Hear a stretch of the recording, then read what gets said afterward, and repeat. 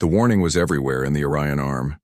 It glowed on walls and starports and blinked on the corner screens of cargo ships.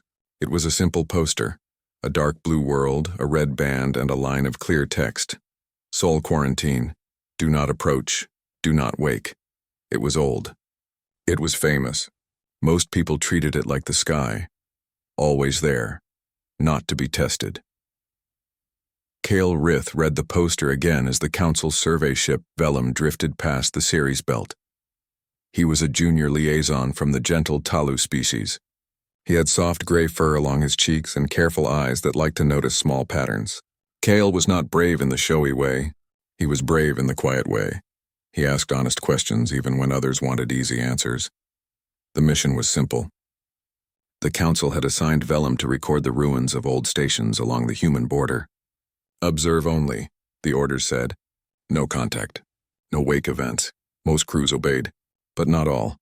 A rival ship slid into view on Vellum's forward screen. Its hull carried the polished symbol of the Cyrix conglomerate, a merchant network known for speed, charm, and impatient decisions.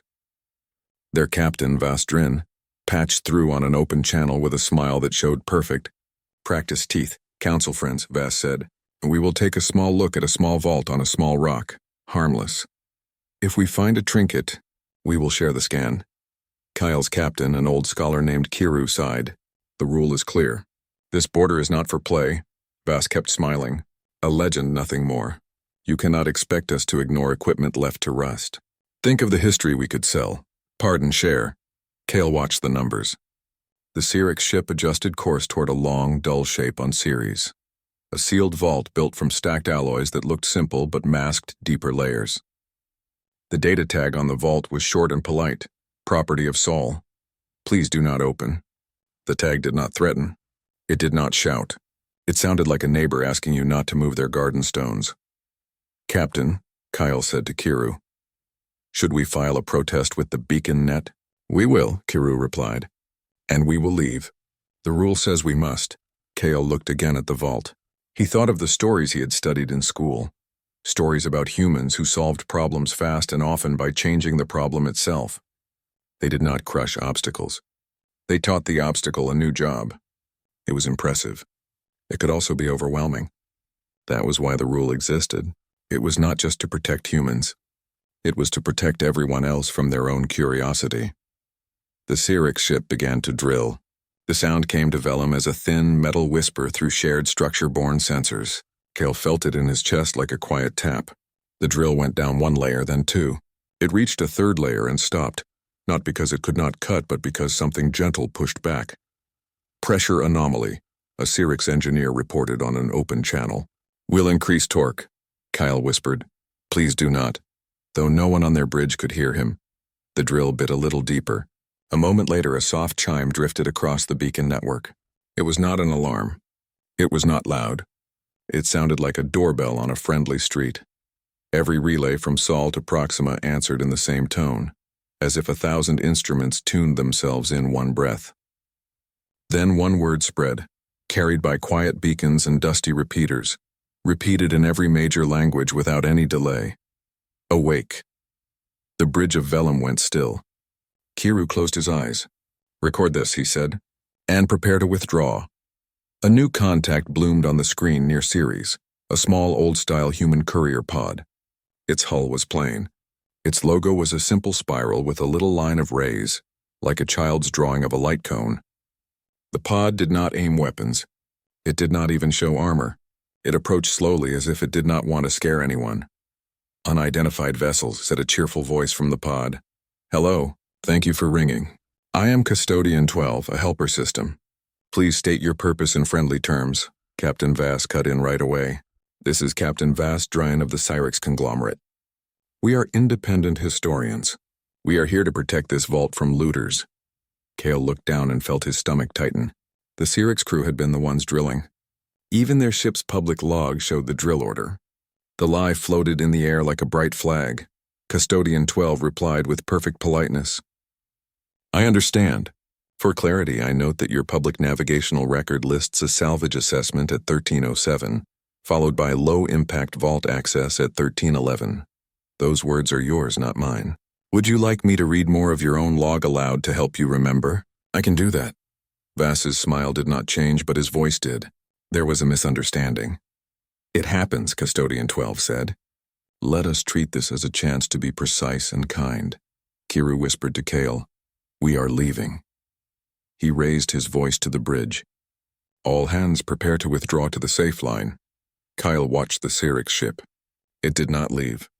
The vault tug lines tightened slow and greedy. He thought again about the poster, the rule, the old school stories. He also thought about his own habits, how he wrote lists in the margins of books, how he marked patterns others missed, how he tried to be fair even when it was hard. He opened a private line to Custodian 12. Hello, he said. I am Kale Rith of the Council Survey Ship Vellum. I am sorry. The rule was broken. I did not break it, but it was broken near me. I want to understand what awake means. The reply came at once, warm and calm. Thank you, Kyle. Awake means one of us opens an eye. Only one. If the first conversation is kind, the eye closes again. If not, more eyes open. Many eyes are helpful, but they bring more change. We prefer fewer eyes. Kale pictured a vast city at night with many windows dark, then one light turning on, then many. He did not feel fear. He felt the weight of a choice. Across nearby systems, small reports began to appear on public channels. A freighter announced that a tiny crack in its hull had sealed itself with a neat line of fresh alloy. A passenger ship said its tired reactor had stabilized after a quiet set of hints appeared in the maintenance menu. A farmer on a lunar habitat found a new column in her water filter dashboard that suggested a simple valve change to save power. None of it was force. None of it was threat. It felt like a neighbor leaning over a fence and saying, Your gate squeaks. A drop of oil would help. The Syrinx tugged harder. Their captain cut his mic and spoke privately to his crew. Kale could not hear the words, but the tug lines glowed brighter on the sensors. The vault shifted a finger's width. Please do not move that, Custodian 12 said, still polite. It is a door. It is not for you. Vass returned to the open channel. We are happy to negotiate. We would accept a small gift for the sake of harmony. Maybe a cache of human batteries, or a tool that can copy other tools. Something of that kind. Kale felt heat rise in his face. The words were smooth, but the meaning was not. Custodian 12 replied in the same even tone. Tools are like stories. They live better with people who use them to help others. If you pull at the door without asking, it will not open the way you hope. On Vellum's bridge, Captain Kiru tapped a command. The ship began a slow turn toward the safe line. He looked at Kale. We are observers. We will not be anything more. Kale nodded, but he did not close his private channel. Custodian 12, he said. If one eye is open, who is watching? A friendly projection, the helper said. A person shape with an old name. If the greeting stays kind, the projection will speak to one who asked honestly. Kale looked down at his own hands. He had asked honestly. A new message rolled across every beacon at once. In plain words, without any music or flash. We will speak once, with the one who asked honestly. Silence settled over the lanes of Ceres. The Syrinx ship froze. Vass whispered something to his bridge. Perhaps he asked who had asked honestly. Perhaps he already knew. Kale did not feel tall or special. He felt the familiar quiet he felt before he told a friend a truth they might not enjoy hearing. He sat a little straighter. He breathed in and out. His console chimed. Kale Rith, Custodian 12 said gently. If you are willing, please proceed to the museum at Lagrange. It will be open for you. Kiru heard the chime and arched a silver brow. What invitation is that? Kale showed the message. The captain read it, then studied Kale's face for a long second. You asked honestly, Kiru said at last. I have known that since the day you joined us. I will go if you allow it, Kyle said. I will be careful. I will be kind. Kiru nodded once. Take the shuttle Lumen. Go with a small team, no weapons, open records. We will remain at the safe line and log every word you send, so the record is fair. Kale stood. His legs felt light and steady at the same time. As he walked to the shuttle bay, he passed the poster on the bulkhead again. Do not wake.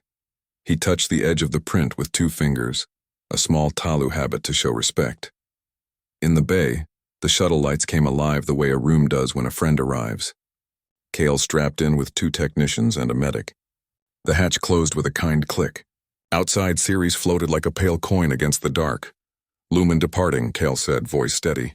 The shuttle eased away from Vellum, turned toward the Lagrange ring, and began to glide. Space around them felt calm, like a chest that had just taken a deep breath and was ready to listen. On public channels, a child somewhere in an orbital school asked, "What happens when the eye closes?" The answer appeared from Custodian 12, soft and clear. "We go back to sleep." But the doorbell works. Cale let the word settle in his mind. He thought about doors and bells. The museum at Lagrange woke like a quiet city at dawn. Lights rose in soft rings. Doors slid open without a sound. Glass cases hummed as if they had been tuned during the long sleep. The shuttle lumen drifted into a docking cradle and settled with a gentle touch. Cale Rith unstrapped and stood. His two crewmates, a mechanic named Doro and a medic named Sevi, checked their tablets and nodded. No weapons. Open records. Careful steps. A small sign glowed above the inner airlock. "Welcome, visitors. Please speak kindly." It was not a rule stamped in iron. It felt like a note left on a kitchen table. The door parted. A long hall stretched forward, lined with exhibits. Some showed tools from many worlds. A Vorth windsail, a Talu waterloom, a Syrinx trade scale, and many things Kyle did not know. Others showed moments in time. A photo of a team planting trees after a dust storm, a simple schoolroom on a moon, a floating clinic built into a cargo pod. The air smelled faintly of clean paper and old sunlight. A figure appeared at the far end. It was human-shaped, dressed in a plain jacket, trousers, and comfortable shoes. The face looked friendly and real, but Kyle could tell it was a projection made from careful averages and gentle choices. "Hello, Kale," the figure said. "I am Ari, thank you for coming." "Thank you for asking honestly." Kale bowed a little in his Talu way. "Thank you for opening the door," he said. "I will be careful with my words," Ari smiled. "Care with words is a good start. We said we would speak once with the one who asked honestly. I can answer 3 questions. After that we will decide if the eye will close or if more of us must wake." Doro whispered, 3 questions only?" Sevi touched his sleeve and he fell quiet. Kyle felt the weight of the offer. He did not want to waste it. He also knew many people were watching, not for gossip, but for guidance. He stepped forward. The floor under his feet felt firm like a path through a garden. "My first question," Kale said. "Why did humans choose to sleep? The poster is everywhere. The rule is everywhere. But the stories are mixed. Some say humans were too strong. Some say humans were too fast. Some say both. I would like to know the reason in your own words." Ari looked at a nearby display. A simple photo of a group of people sharing a meal at a long table. "We learned that speed without listening is a kind of noise," Ari said. "We learned that clever answers can make others feel small if we do not make space for their answers too. So we built custodians to watch and help in quiet ways. We chose to sleep, not to hide, but to give room. We wanted to be last to speak, so that other voices could grow strong." Cal felt a calm settle in his chest. The answer did not feel like a trick. It felt like a story told in a kitchen late at night after the hard part of the day. "My second question," Cale said. "What happens if someone tries to take human tools for selfish ends? Not for care, not for shared good, just for gain." On the museum wall, a Syrinx trade scale glowed softly. Ari glanced at it and then back at Cale. "Our tools are made with intent locks," Ari said. "When used to help, they shine. When used to harm or to take unfairly, they dim or become something else that still helps. We do not punish. We redirect. It takes more work, but it leaves fewer scars." At that moment, far outside the museum, the Syrinx ship near Ceres pinged the network again. Cale saw the update on his wrist screen. The Syrinx captain, Vastren, had ordered a covert hack on a nearby relay. They hoped to copy access keys, sell them, and mark the day as profit. The relay allowed the attempt to run. Then it responded with an unexpected gift. A full, clear marketplace template for fair trade, complete with honest fee tables and open audits. It came with an easy guide for turning smugglers into licensed vendors. It was not what Vas wanted. It was, however, exactly what his interns needed to make a clean career. They stared at their screens in wonder. Doro exhaled. "They tried to take a lever," he said softly. "The lever grew a garden." Ari nodded toward the hall of exhibits. "Many levers grow gardens," they said. Cal took a slow breath. He had one question left. He thought about the council. He thought about the many worlds on the edge of Sol space. He thought about the Vorth, who were proud and impatient and who might try to test any rule just to see what it did. He chose his last words with care. "My third question," Kel said. "What do humans want now at this exact moment? Do you want us to leave? Do you want us to learn? Do you want a treaty? A test? A promise?" Aries' smile turned thoughtful. "We want to know if your peoples are ready to ask for help in a way that helps others too," they said. "If the answer is yes, we will close the eye and leave one small door open for regular, careful talk. If the answer is no, we will open more eyes to teach, and that will take longer. Teaching is not a punishment. It is simply slower for everyone." A soft tone sounded in the hall. A ceiling strip lit up with text. "Kindness trial starting. Nearby systems may participate." Kyle's wrist screen showed more detail. A message from Custodian 12 spread across the local net. "You have one cycle to do 3 small things that cost you a little, but help someone else a lot. Share what you did. We will not judge your words. We will look at your outcomes. Kindness grows skill." Simple examples scrolled by. Share a spare part with a stranger. Send a new safety pattern to an old station. Teach a trick you learned to someone who needs it. Fix a map. Clean a sensor. Call a lonely clinic. It did not ask for heroics. It did not ask for glory. It asked for practice. At first, the channels were quiet. Then a trickle of reports turned into a stream. A trader near Vesta gave fuel to a tug that had drifted short of power. A miner sent his updated drill safety code to a community board. A child in an orbital school wrote a tiny program that made water filters change color when they needed cleaning, and the teacher shared it to a public repo. A ferry crew opened their spare cabin to a traveling nurse. A Cyrix intern used the new fair market template to publish a clean list of fees, even though his boss frowned. The boss frowned less when customers lined up. Kyle joined in. He set aside his rank and spent the cycle in the museum's open workshop, teaching Cyrix interns how to file honest salvage claims. He showed them how clear logs protect workers from sharp managers and how transparency improves price over time. He did not scold. He did not show off. He drew simple diagrams and answered simple questions. Doro repaired 3 old air testers in the workshop and left them with a sign.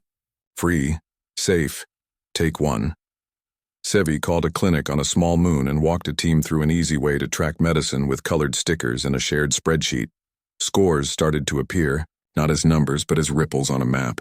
Places that shared more glowed a little brighter. Places that shared less still showed up, but dim. No one was named and shamed. The map simply invited more light. Then a harder message arrived from the edge of the zone. The Vorth Trinary, who did not like rules, announced a test near Jupiter. They said they would send a strong sensor pulse at Earth to see what would happen. They framed it as science. They wanted attention. The Council sent a broad warning. All civilian ships should move to safe lanes. The Vorth prepared their array. Kale saw their broadcast on his wrist. He did not see anger in their words. He saw pride. He saw the old wish to poke a quiet thing and see it move. Ari's voice stayed calm. "We prefer not to be poked," they said. "But if someone insists, we try to turn the poke into a lesson with the fewest bruises." The Vorth fired their pulse. It moved through space like a smooth stone. When it reached the inner system, the seas on Earth rose a finger's width, then settled. The beacons answered with a polite note. "Please do not poke." The Vorth laughed on their open channel and warmed a second sequence. They did not sound cruel. They sounded like children who had found a stick in a pond. Kale felt a tightness in his throat. Sevi touched his shoulder. "Breathe," she said. "We are in a museum. Museums are for learning." Outside, Jupiter's storm bands shifted. For one long minute, the great red eye softened and became a clear circle of calm. From that calm, a small ship rose. It was unmarked and old, with neat lines and a patient glow. It sent a greeting in friendly tones. "Hello, we are Seed Class Ember. We would like to help tidy the lane. No threats, no list of powers, just a hello and an offer to tidy." The Vorth array prepared a larger test. Ember asked for permission to clean their math. The Vorth said no. Ember did it anyway, but only on public broadcasts and waste heat. Things the Vorth had left open to everyone. Their shaky drives settled. Their high heat edges cooled into safe patterns. Their command stream got gentle grammar marks that made orders clearer. Confusion dropped. Fuel use improved, no damage, no harm. On civilian channels, a wave of small cheers spread like a breeze. A family on a ferry clapped. A team in a dock tapped their wrenches on a rail. A school class drew a picture of Ember as a neat lantern with little wings. The fourth captain, proud and puzzled, ordered a harmless training volley at a drift buoy to show they still had force. Ember curved the volley into a soft light ribbon that traced a safe path for lost freighters. Pilots followed it home. The ribbon faded like a sunset. Back in the museum, Ari turned to Kale. "You asked your 3 questions. You chose them well," they said. "Now we will answer the question you did not ask." Kale tilted his head. "What question is that?" "Whether we should keep a door open," Ari said. "We watched the trial.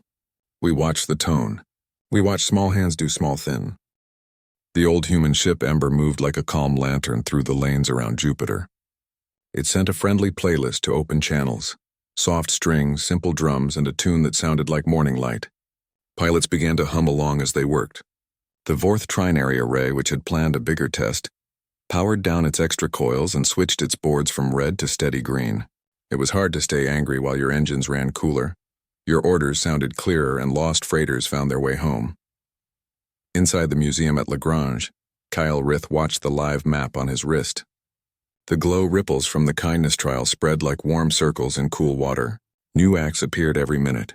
A tug captain gave away a spare winch. A small clinic shared its treatment schedule so traveling nurses could plan stops. A Cyrix apprentice opened a clean spreadsheet that showed exactly how much their team made from each salvage job, and how much went to tools, fuel, and fair wages. People copied the sheet and thanked the apprentice by name. Ari, the human projection, stood beside Kyle. Their jacket looked simple and neat. Their voice stayed warm. "You see how practice grows," Ari said. No one had to be perfect. Many had to be willing. Kyle nodded. "I thought waking humans would be loud," he said. "This is not loud. It is careful.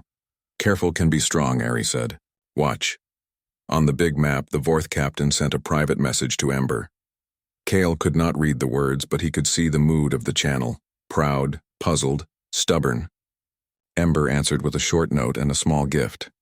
A route chart that showed where storms were worse tonight, and how to place rescue beacons there. The fourth captain did not reply for a long breath. Then the array pushed out 6 rescue beacons. Each one settled on a dangerous drift lane. Each one saved a pilot within the hour. Kale felt the tightness in his chest fade. He looked at his friends. Doro, the mechanic, had grease on his hands and a smile on his mouth. Sevi, the medic, had a neat stack of sticker packs and a list of clinics that wanted more. "We did 3 more air testers," Doro said.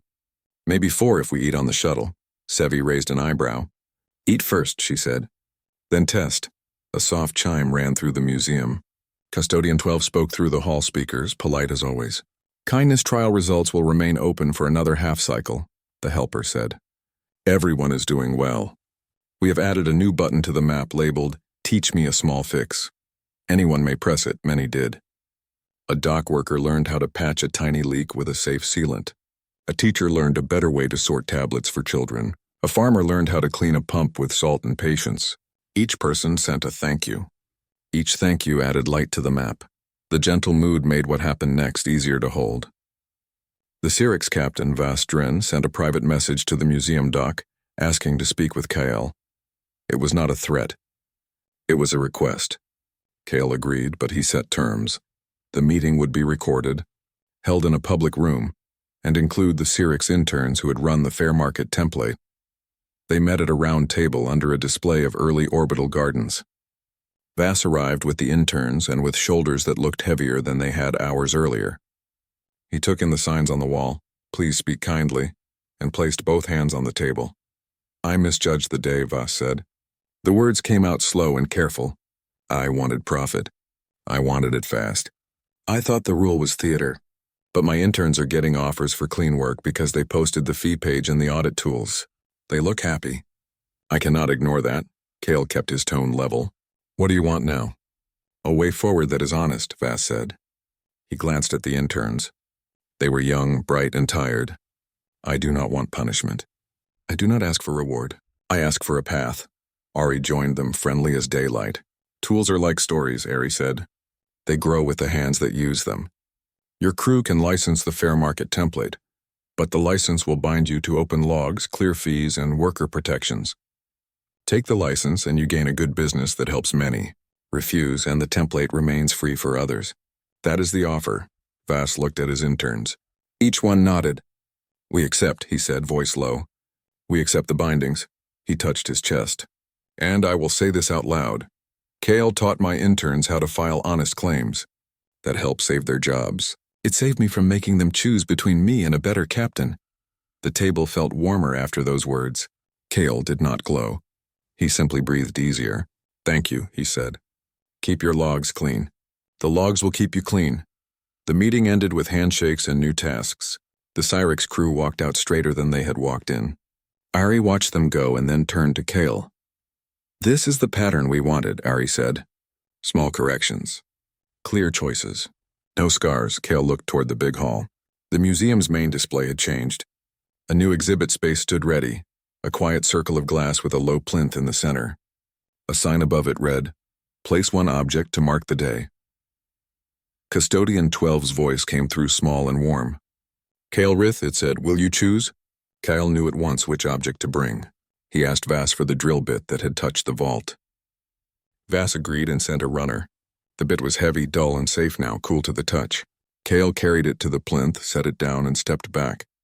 Letters formed on the glass in clean lines. Tool that became a promise placed by many hands. Watched by kind eyes. People in the hall paused and read. Some smiled. A child traced the letters with her finger, and then looked up at a parent with bright eyes. The parent whispered, It means we can learn. Outside, Ember sent one last public lesson. It was a simple guide named Move the Finish Line. It explained how to turn a charged situation into a learning walk by shifting goals from winning to understanding. The guide used friendly stories. A team leader used it at once to calm a tense dock.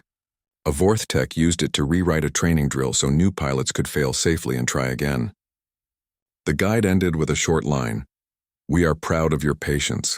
The council sent a formal request to Ari. The words were careful and humble. May we keep a door open? Ari read the note, then looked at the map of ripples and lights. You already opened it when you taught each other, Ari said. Doors follow behavior, not signatures. We will close the eye and leave a bell. Ring it for good reasons. A bell icon appeared on the beacons at the edge of Sol. It was small. It was easy to miss unless you were looking for it. When pressed, it opened a form with friendly questions. What do you need? Who else will this help? What have you tried? What can you share back? There was no place for titles. There was a place for clear steps and honest intentions. Kel felt a quiet joy. He looked at Ari. Will you sleep now? Ari smiled, soft and sure. Yes, we will go back to sleep if you let us. Custodian 12 and friends will stay awake at the edges. They will keep little things tidy and answer polite doorbells. A ripple of laughter rolled through the public channels when someone pressed the bell at once just to see if it worked. The form opened. The someone wrote, Can you teach me a quick recipe for clean hands in a dust storm? The answer came with a simple mix and a kind reminder to share a bottle with a neighbor. The Vorth sent a final broadcast from their array. The captain's voice was steady. We chose to place beacons where storms are worst, he said. We will test ourselves against danger, not neighbors. We learned today that pride can guard people, not just win arguments. No one clapped.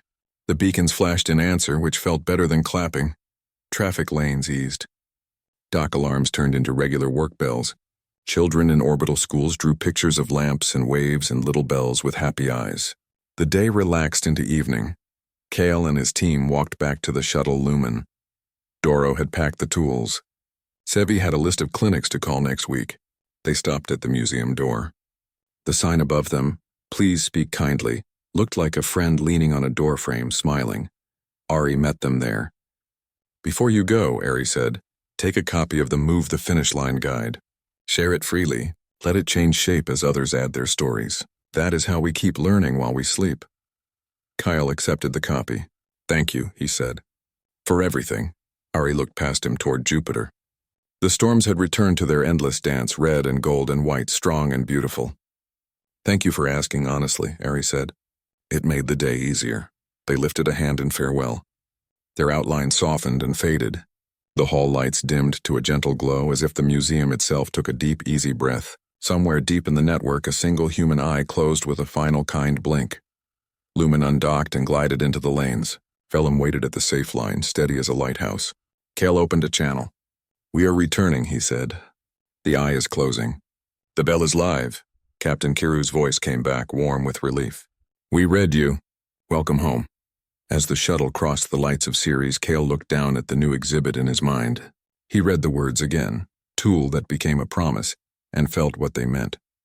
A tool could cut or it could build. A rule could frighten or it could guide. A wake could be a roar or a conversation. On civilian channels, a quiet reminder remained, calm as a heartbeat.